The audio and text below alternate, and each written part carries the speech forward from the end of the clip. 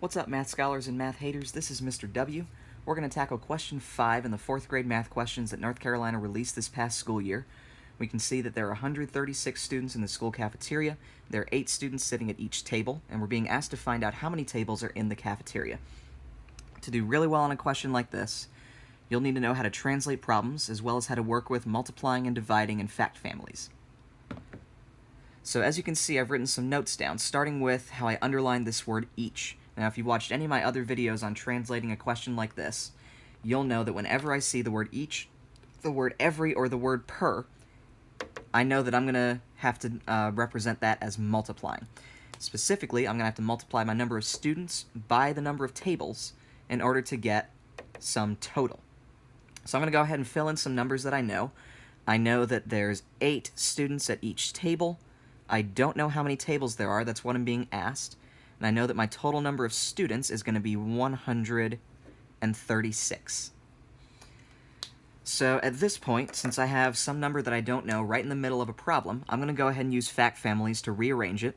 And I'm going to say that if I know that 8 times this number that I don't know yet is 136, then I can reasonably say that 136 divided by 8 is going to give me that same unknown number.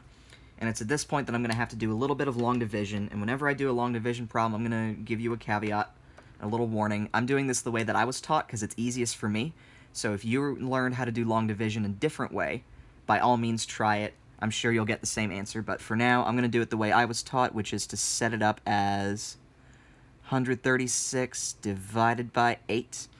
I'm going to start by seeing how many times 8 goes into my hundreds digit, 1, and that's none, so I'm going to put a little dot there just to let myself know that I took care of that. I'm then going to look at comparing 8 to 13, representing the number of tens in my number, and 8 goes into 13 one time, and that one time would take away 8 tens, leaving me, and I'll have to come over here and do this, with 5 tens left.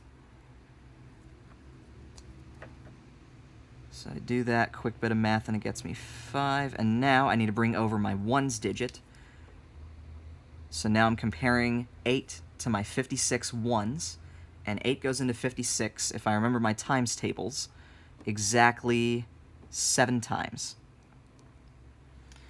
Now, since I've done all this, I got an answer of 17. I'm going to compare that with my answer choices and see that, yep, 17 tables.